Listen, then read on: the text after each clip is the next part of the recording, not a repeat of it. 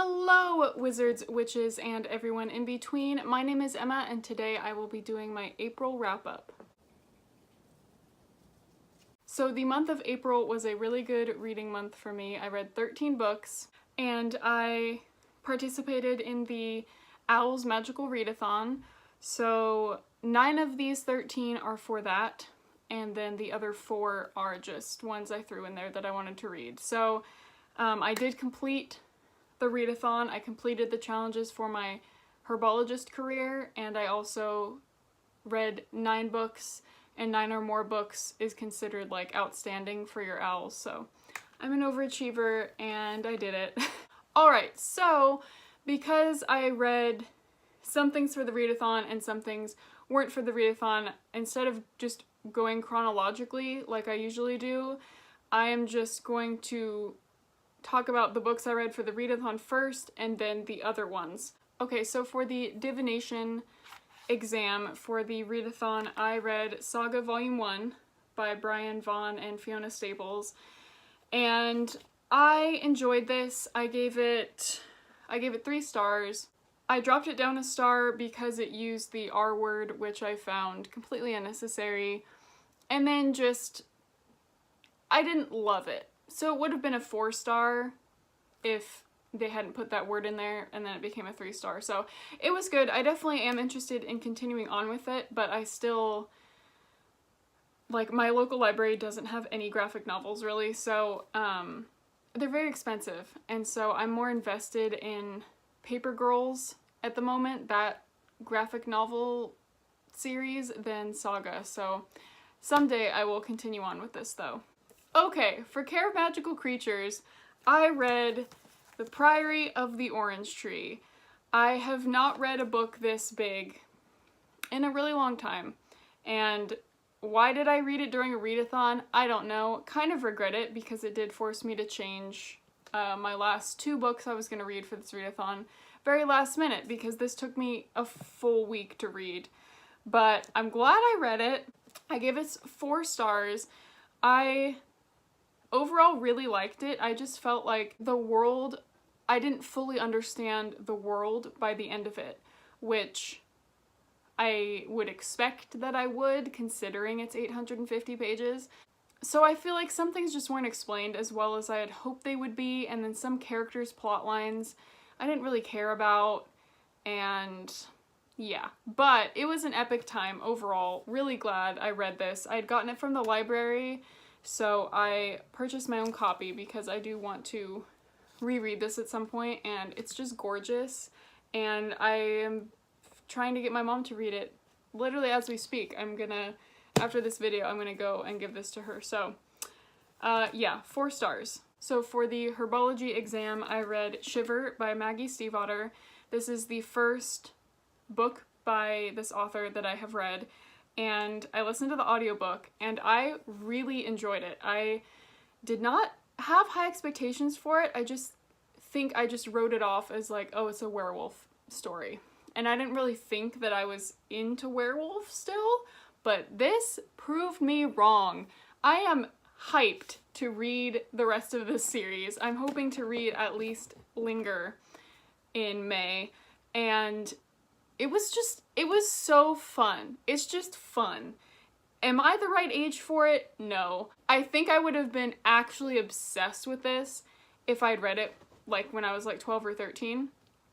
I gave it 4 stars. The only reason I didn't give it 5 is just because for me, at the age that I am, the relationship between the girl and the guy it got more important, I guess, as the story went on, and I kind of stopped caring about it the more important it became.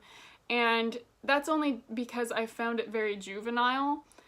And again, that's not anything against this book, because I'm coming at this like 10 years later than I should have. So that was why I rated it 4 stars instead of 5, but this was so fun. I flew through this. So if you're looking for like a fun werewolf read, I would definitely recommend this, and I'm excited to pick up the Raven Cycle series as well. So for the potions exam, I read The Wicked King by Holly Black, and this is the sequel to The Cruel Prince. And I gave this 3 stars, which is a big difference from The Cruel Prince, which I gave a 5-star. I was like, I still am, like, I just love it. I love it. And this one, while it was still good, and I'm glad I read it, and I'm excited to read the last one, it just felt, it had second book syndrome. Not that much happened. It was fun. I buddy read this with Courtney from Court the Reader, so that was fun, but I don't know, not much happened. That's why I gave it 3, but what did happen I thought was really cool. All of the underwater stuff and the mermaid stuff was so cool. I was here for that. Love fairies, love mermaids. The fact that like the 2 worlds came together in this was like my dream. So there were parts of it that I really, really liked. I think just the pace and the amount of stuff that happened is what gave it a 3 for me. For Transfiguration, I read Lumberjanes Volume 1 by Noelle Stevenson and like 3 other people. I gave this between a 2.5 and a 3. I buddy read this with Sera from Simply Sera, and it was cute. It was cute. It was good. I'm just way too old for it, and I don't think I'll be continuing on with it. It just felt very not written for me. It felt very like middle school, which is fine. I am assuming that's what it's written for, and I just couldn't get into it. I needed more depth that would come from like a graphic novel written for at least, you know, high school age people. So very cute. I'm gonna keep it for now. I'd love to give it to somebody who's like in middle school and who I think would really like it. That would be really good. The one thing that really annoyed me, like the whole thing was fine. It was too juvenile for me. But what really annoyed me is they all said, or I don't know if it was all of them or if it was one character.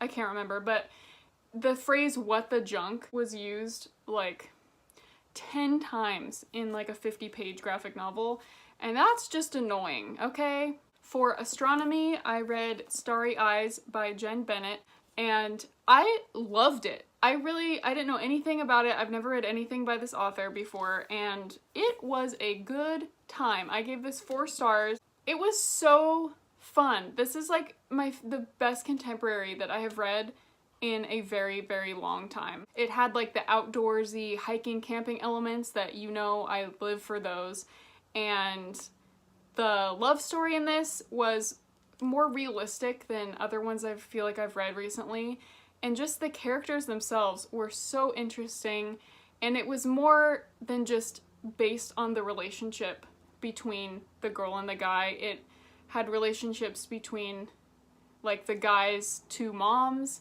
It had relationship between the girl and her stepmom and the stepmom and the girl's dad, and it just had a lot more depth to it than a lot of contemporaries that I've read recently. So I would definitely recommend this if you are someone who doesn't read many contemporaries and you kind of have a hard time finding a good one. I would definitely recommend this. It was really fun, and I definitely want to pick up more by this author. For Defense Against the Dark Arts, I read Renegades by Marissa Meyer.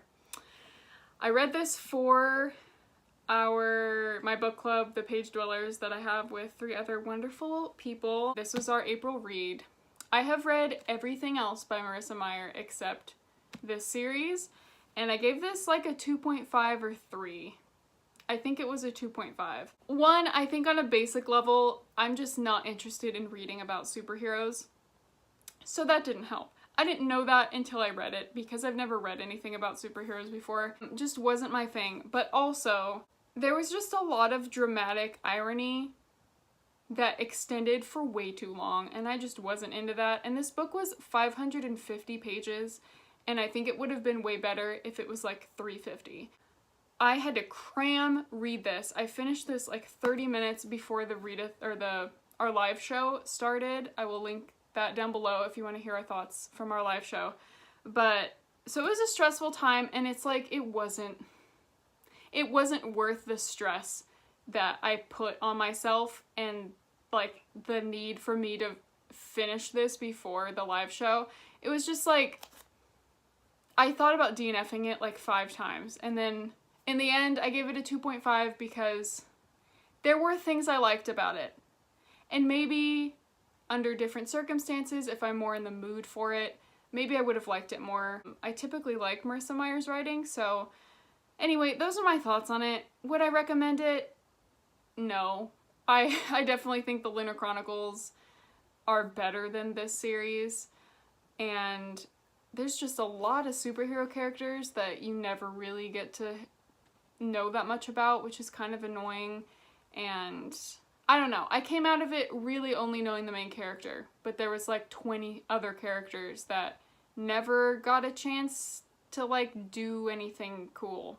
So anyway, like I said, we talked about this book for an hour on the live show, so if you want to hear more about it, you can go there. Okay, so for charms, I was going to read The 7.5 Deaths of Evelyn Hardcastle, which I have started.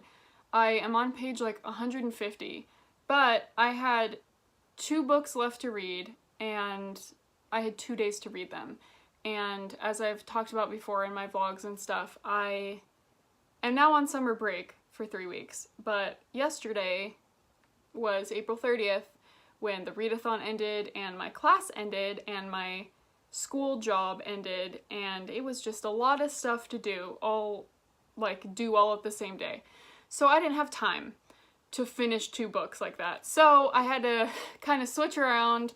So instead of finishing The 7.5 Deaths of Evelyn Hardcastle, yesterday I listened to The War of the Worlds by H.G. Wells, and I gave it 5 stars. This book was gripping, suspenseful.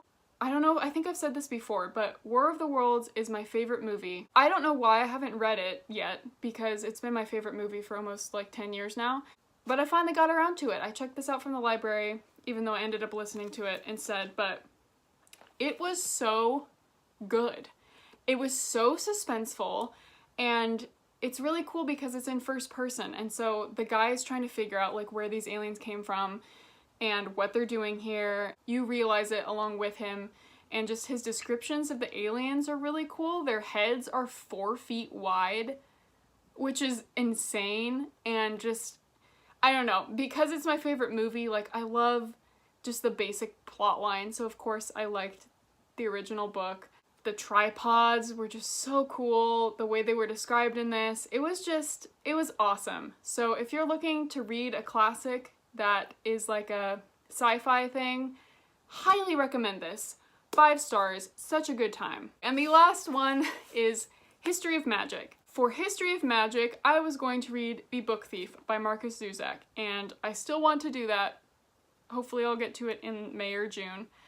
But it's fairly thick. It's like it's over 400 pages, if not over 500, and I didn't have time. So I scrambled around trying to find something else, and I decided to pick up The Outsiders by S.E. Hinton. This is the 50th anniversary edition, and I read this in 8th grade, so I was like 12, so almost basically half my life ago, and I liked it okay.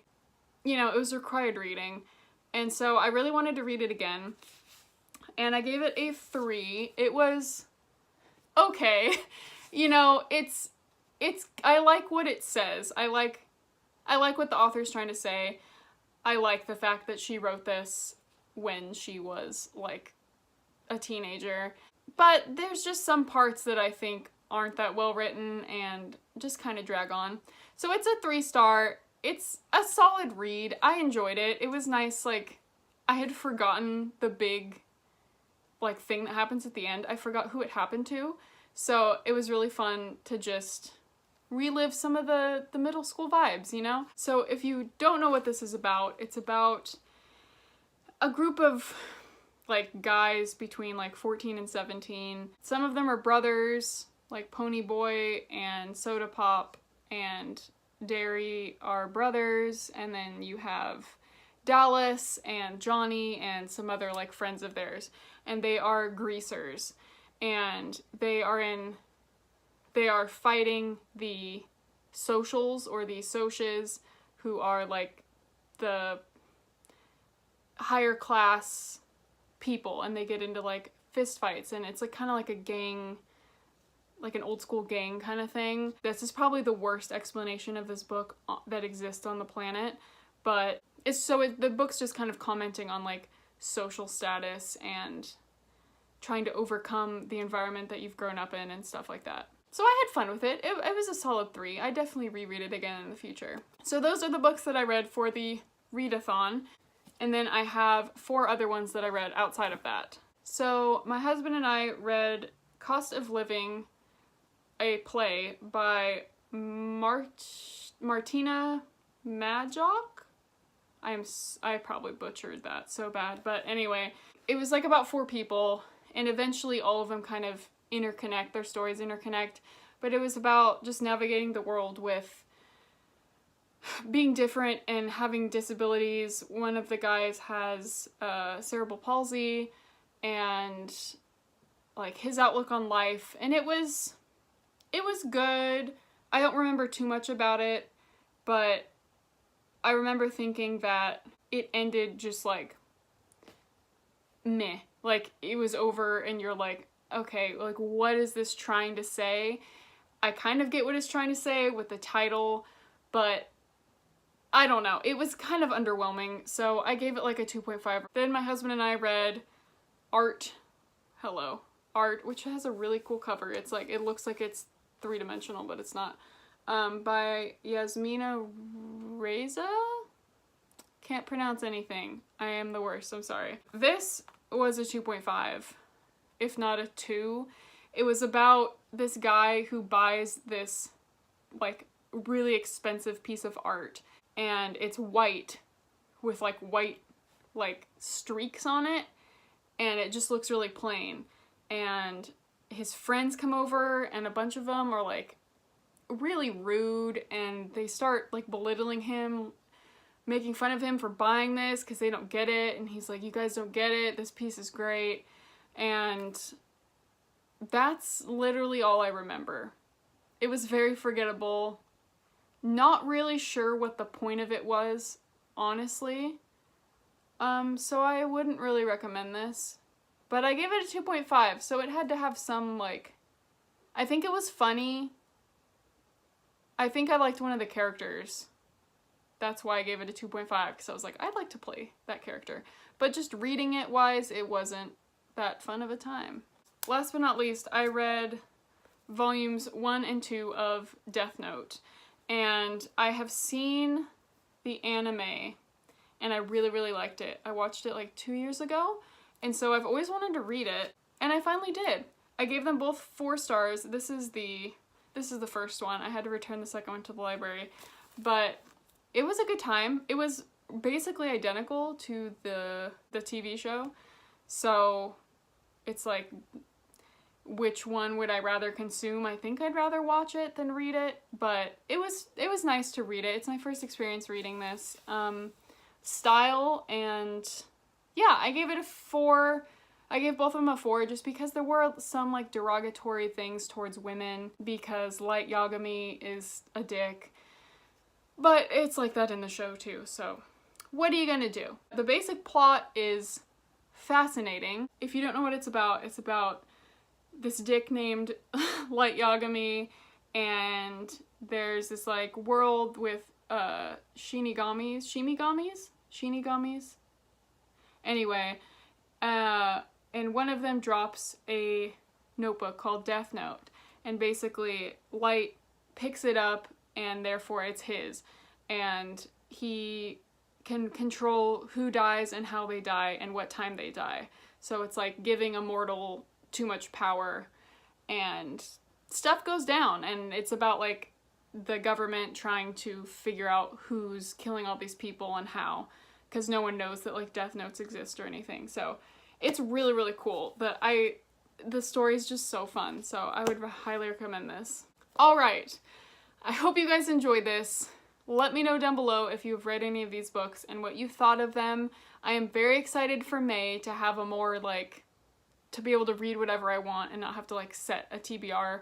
And yeah, I hope you guys had a good April, and I will talk to you all later.